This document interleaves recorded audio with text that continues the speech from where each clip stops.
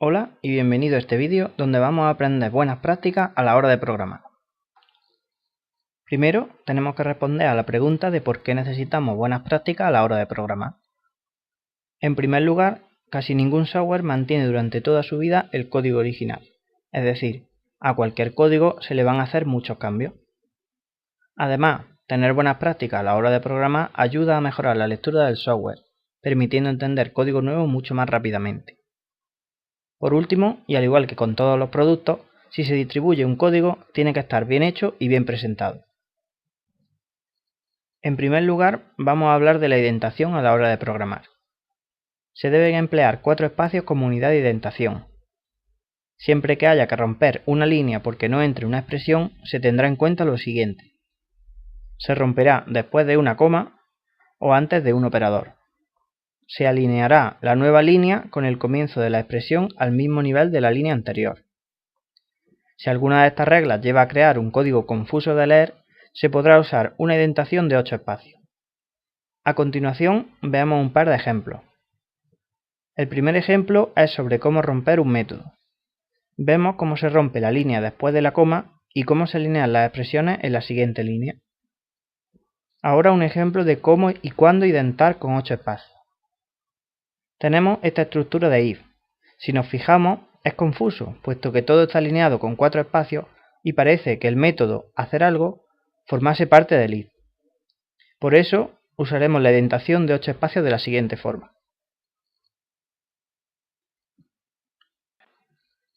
Ahora pasemos a ver lo que hay que tener en cuenta al hacer las declaraciones. Se recomienda hacer una declaración por línea. No pondremos diferentes tipos en la misma línea, como por ejemplo, un número entero y un array de enteros. Debemos intentar inicializar las variables donde se declaran. La única razón para no inicializar una variable donde se declara es si el valor inicial depende de algunos cálculos que deben ocurrir después. Las declaraciones deben ir al principio de los bloques. No hay que esperar al primer uso para declararlas, puesto que puede confundir. La excepción de esto son los índices de los bucles for. Por último, hay que evitar declaraciones locales que oculten declaraciones superiores, es decir, no declarar la misma variable en un bloque interno. A continuación, en los espacios en blanco tenemos dos casos. Las líneas en blanco, las cuales las situaremos entre secciones lógicas del código, entre métodos y entre la declaración de variables y la primera sentencia.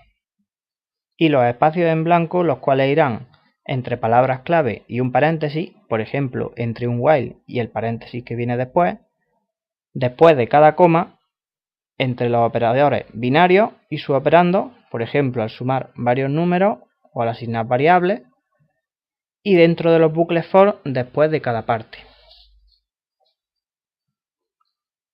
Por último, vamos a ver qué hay que tener en cuenta a la hora de poner los nombres.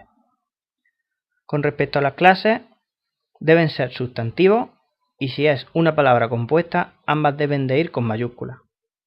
Los nombres deben ser simples y descriptivos. Siempre hay que utilizar la palabra completa, a no ser que su abreviatura sea más conocida. Para los métodos utilizaremos verbos y cuando sea una palabra compuesta, empezará por minúscula y las siguientes palabras irán en mayúscula. No se pondrá espacio entre los métodos y sus paréntesis. Para las variables usaremos palabras que empiecen por minúscula. Y cuando sean compuestas, las siguientes irán en mayúscula, al igual que con los métodos. No deben empezar por guión bajo o por el símbolo del dólar. Deben ser nombres cortos, pero con significado. Hay que evitar las variables de un carácter, excepto para índices temporales.